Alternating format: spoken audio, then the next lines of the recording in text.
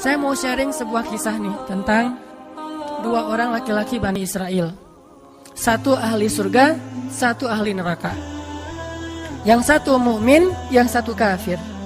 Yang kedua laki-laki ini juga sempat dikisahkan oleh Allah di dalam surat Al-Kahfi.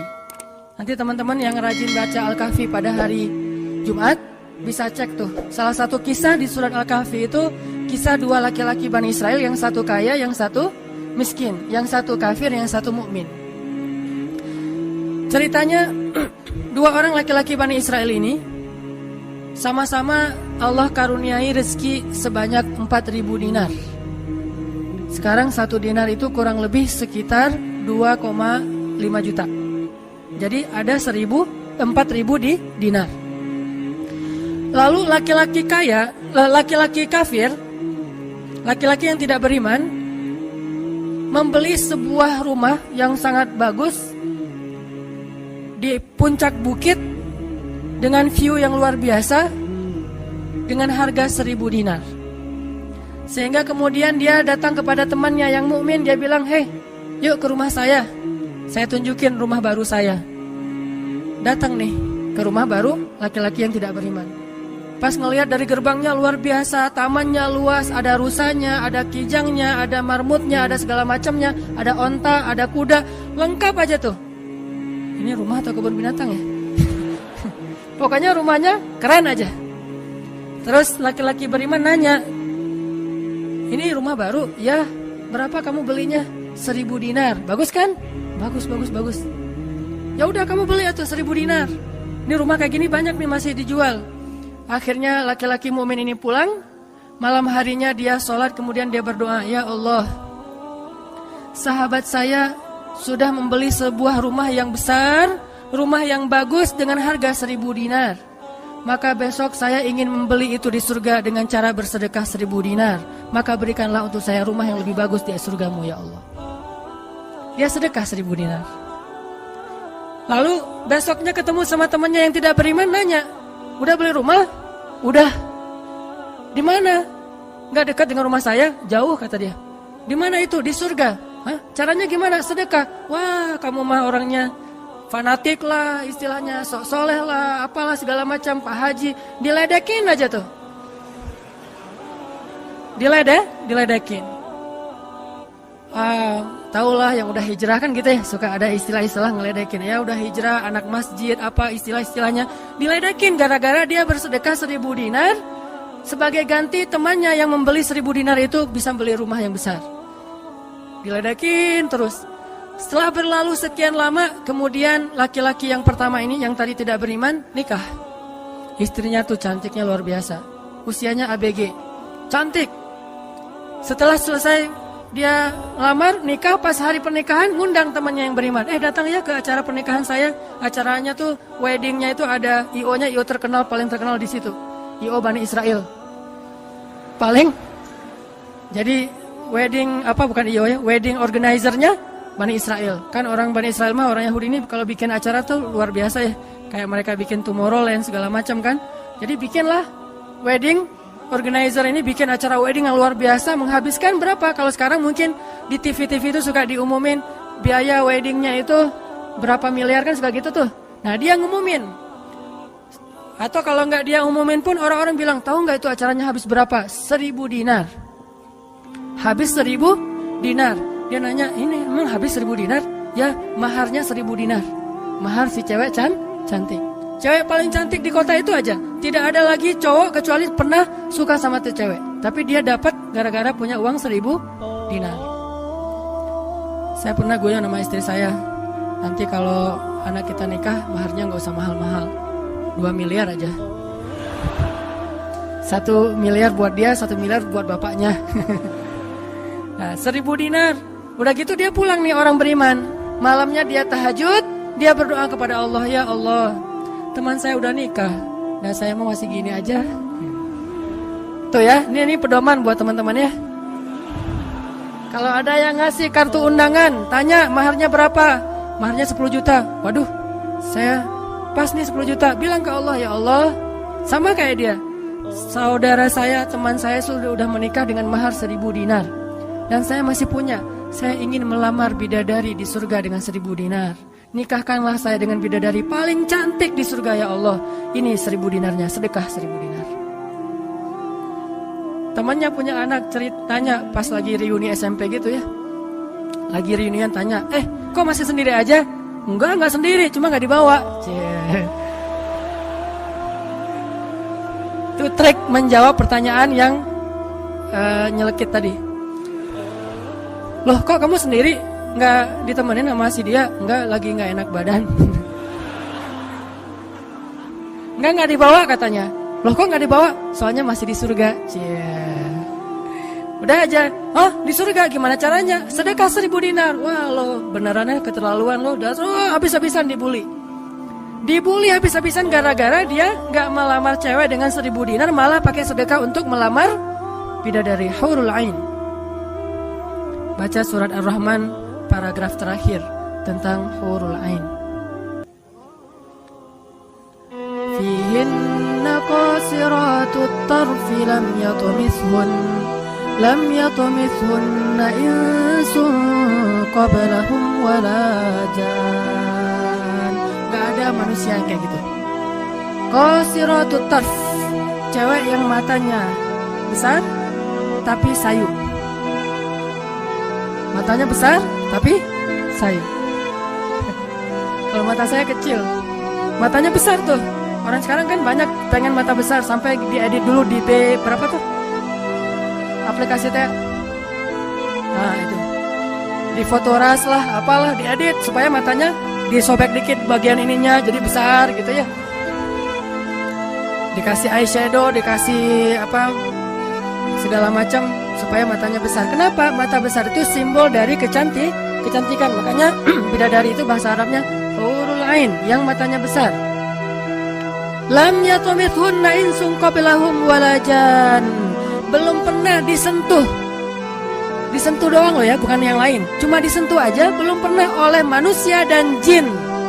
Murni, asli, original. Belum pernah dilihat oleh siapapun, benar-benar tersimpan. Kannahunnal yaqut wal marjan. Seolah-olah mereka itu adalah yakut wal marjan, mutiara yang wangi. Udah mutiara, wangi pula. Yakut wal marjan. Bukan Yakult yang diminum sehari itu ya. Yakult beneran. Ditambah lagi nanti di ayat yang lain, fihinna khairatun hisan. Perempuan yang khairat. Khairat itu artinya banyak anak, subur. Dan di surga itu orang berkeluarga dan beranak pinak. Sehingga seseorang ketika pengen punya anak, langsung punya anak, tidak perlu 9 bulan hamil. Dan gak perlu juga sesar. Udah aja lahir. Lahir dengan cara yang Allah ciptakan, sangat indah. Tidak perlu ada wahnan ala wahnin, tidak ada kepayahan demi kepayahan. Lahir anak. Dan anaknya bisa pesen, request. Ya Allah, saya pengen anak laki-laki, tapi modelnya gini. Nah, bisa. Kalau di dunia kan gak bisa request, terima aja apa adanya ya. Oh gini, ternyata gak mirip. Cuma di dunia, di akhirat mah bisa request segalanya, sesuatu juga bisa request. Udah aja kayak gitu, hurul ain. Sehingga dia tahu, dimanapun cewek ini cantik, tidak pernah bisa mengalahkan satu hurul ain. Seandainya jemari hurul ain, jari kelingking doang, dikeluarin dari surga ke dunia, maka cahaya matahari akan tertutup oleh cahaya jari kelingkingnya hurul ain. Kalau hurul ain sempat keluar dari surga, jatuh ke bumi, kau bidadari jatuh dari langit gitu kan ya. Nah, jatuh tuh ke bumi beneran, maka nafasnya, satu kali dia bernafas, semua manusia akan mati karena tergila-gila kepada dia. Harumnya nafas hurul ain. Gak usah dibayangin, ntar makin gak bisa tidur. Sekedar ilustrasi doang nih. Akhirnya dia lamar tuh hurul ain dengan sedekah 1000 dinar. Udah aja sih kayak gitu. Dan dia merasa, alhamdulillah saya lebih beruntung dari dia, saya lebih beruntung dari dia. Gitu matematika mukmin. Baru setelah beberapa tahun, teman yang pertama tadi yang tidak beriman beli kebun yang sangat luas. Lalu ngajak lagi teman yang beriman, yuk ke kebun saya. Kamu udah punya kebun? Udah, datang aja. Kamu tahu nggak nih kebun yang saya beli berapa? 2000 dinar. Kebun kurma yang sangat luas, yang di dalamnya ada mata airnya sendiri, yang tidak seolah-olah tidak ada batas ketika kita memandangnya. Terus sepanjang mata memandang. Kebun kurma yang rindang, 2000 dinar. Lalu laki-laki ini pulang lagi, ya Allah, izinkan saya membeli kebun-kebun surgamu dengan 2000 dinar, karena saudara saya itu udah membeli kebun di dunia. Sedekah lagi 2000 dinar. Terus kayak gitu sampai mereka tua. Yang satu meninggal dalam keadaan kaya raya tapi kafir, yang satu lagi meninggal dalam keadaan miskin tapi beriman. Siapa lebih beruntung? Tergantung matematika yang dipakai. Kalau matematikanya materi duniawi, pasti orang yang pertama yang tidak beriman lebih beruntung. Bisa menikmati dunia habis-habisan sampai hari tuanya. Tapi kalau matematikanya matematika mukmin, Rabbani, maka pasti yang kedua lebih beruntung dari yang pertama. Nanti setelah mereka meninggal, ini ceritanya panjang sekali dan kemudian jadi salah satu tafsir dari Al-Quran surat As-Saffat yang nanti kita baca. Di akhirat, kalau teman-teman tahu, kalau kita baca tafsir itu ternyata ya, di surga itu punya jendela. Kayak rumah punya jendela. Cuman saya nggak tahu seperti apa bentuk jendelanya, karena surga itu kata Nabi, ma la ainun ra'at wala udhunun sami'at, yang nggak pernah dilihat oleh mata, yang nggak pernah didengar oleh telinga, yang nggak pernah dibayangkan oleh imajinasi manusia. Yang jelas ada jendela itu di surga. Nah, jendela ini apa? Jendela ini dipakai untuk mengintip ke neraka. Jadi nanti kalau ada kisah-kisah penduduk surga menyelamatkan orang-orang di neraka, itu lewat jendela itu. Kalau ada cerita penduduk surga dan penduduk neraka berdialog, itu lewat jendela itu. Bukan keluar dulu, sama-sama keluar terus ada ruangan khusus dialog gitu, enggak. Atau pakai misalnya Skype gitu ya, nelpon neraka pakai Skype. Tling, lagi disiksa, aduh ada yang nelpon, bentar dulu. Kan nggak ada yang gitu ya. Ini mah pakai jendela. Jadi jangan pakai imajinasi teknologi yang sekarang. Nggak ada Skype, nggak ada WhatsApp call, video call gitu. Nggak ada line, yang ada lewat jendela.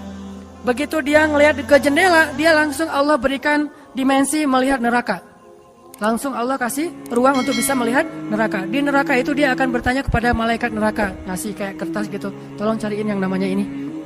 Cariin. Oh iya, ini masa nggak kenal kayaknya di surga. Emang siapa? Hananataki. Penduduk malaikat neraka mah nggak kenal. Amin. Aminin atuh. Mudah-mudahan semua kita tidak dikenal di neraka. Dikenal di surga insya Allah. Kalau ini mah nggak boleh hore, ini serius nih. Udah aja ngasih nama gitu ya ke malaikat penjaga neraka. Kenal nama ini nggak? Oh ntar dulu nanya ke yang lain. Kenal nama ini nggak? Oh ada tuh yang di pojok sana tuh lagi dihabis-habisin sama malaikat. Udah malaikat yang itu bawain sini gitu. Pas dibawain ternyata itu adalah laki-laki tadi yang di dunia saling bersaing dalam memperkaya diri. Satu memperkaya diri di dunia ya, satu lagi memperkaya diri di akhirat. Bro, gimana nasib lo sekarang? Waduh, saya sekarang disiksa segala macam, dia ngaku kesalahannya. Lah kamu gimana? Dulu kamu katanya beli rumah di surga, terus nikah di surga, terus beli kebun di surga, udah dapat. Wah, bukan dapat lagi. Ternyata 1000 dinar itu bukan satu istana loh, bro. 1 dinar itu sekian ribu istana. Sekarang saya 1000 dinar, bayangin aja. Hah, gitu. Makin sakit kan ya? Makin nelangsa, makin stres. Udah di neraka stres pula, stroke lagi, kena kejang-kejang gitu. Enggak di neraka kejang-kejang aja enggak enak, stroke enggak enak, apalagi udah stroke-nya di neraka kan lebih enggak enak tuh. Orang kena penyakit jantung di dunia enggak enak, ini penyakit jantungnya di neraka lebih enggak enak lagi. Ini mah imajinasi saya. Sesuai dengan di Al-Quran surat As-Saffat, dialog antara penduduk surga dan penduduk neraka. Inilah teman-teman matematika untuk mengukur siapa lebih beruntung. Sehingga kita tidak perlu bertanya, kenapa? Why? Saya udah hijrah kok makin susah hidup saya. Dunia itu, akhirat enggak. Kalau kita mengukur amal kita hanya dengan dunia, kita bakal sering kecewa karena Allah tidak menilai dunia ini bahkan lebih ringan daripada 11 sayap nyamuk. Seandainya kata Nabi dunia ini di mata Allah ada harganya, pasti Allah gak mau ngasih dunia kepada orang yang tidak beriman, gak mau. berhubung dunia ini tidak ada nilainya, Allah kasihlah kepada orang yang tidak beriman. Sedangkan yang bernilai, Allah simpan untuk orang yang beriman dan sabar. Pakai kacamata Rabbani, cara pandang Allah Subhanahu wa Ta'ala.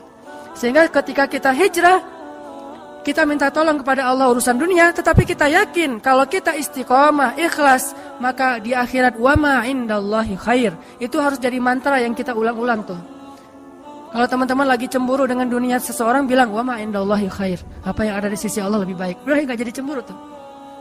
Saya pakai itu sebagai terapi buat diri saya sendiri. Kalau saya lagi ada rasa kayak kepengen apa yang orang punya, ada rasa iri, ada rasa cemburu, ada rasa kayak merasa orang lain lebih beruntung dari kita, saya selalu pakai mantra wa ma indallahi khair, wa ma indallahi khair, wa ma indallahi khair. Sehingga hilanglah rasa cemburu itu. Apa yang ada di sisi Allah lebih baik, apa yang ada di sisi Allah lebih baik, apa yang ada di sisi Allah lebih. Walal akhiratu khairul laka minal ula, wal akhiratu khairu wa abqa. Akhirat lebih baik bagimu dan daripada dunia. Akhirat lebih baik dan lebih kekal. Itu aja yang kita ulang-ulang mantranya. Wa ma indallahi khair. Udah aja senyum. Kita yang istiqomah gini-gini aja, orang lain yang tidak istiqomah, yang sudah melenceng jadi gitu. Ya udah, apa yang di sisi Allah lebih baik. Ada yang gara-gara misalnya dukun bertindak jadi nikah, kita bertindak sendiri nggak nikah-nikah misalnya ya. Ya udah aja, wa ma indallahi khair. Dan apa yang ada di sisi Allah itu bukan hanya akhirat tetapi juga dunia. Cuman Allah tidak memberikannya dalam waktu yang segera kepada mukmin karena Allah ingin melihat dulu ketabahan, kesabaran dan keistiqomahan kita. Matematika itu coba kita pakai dalam hidup.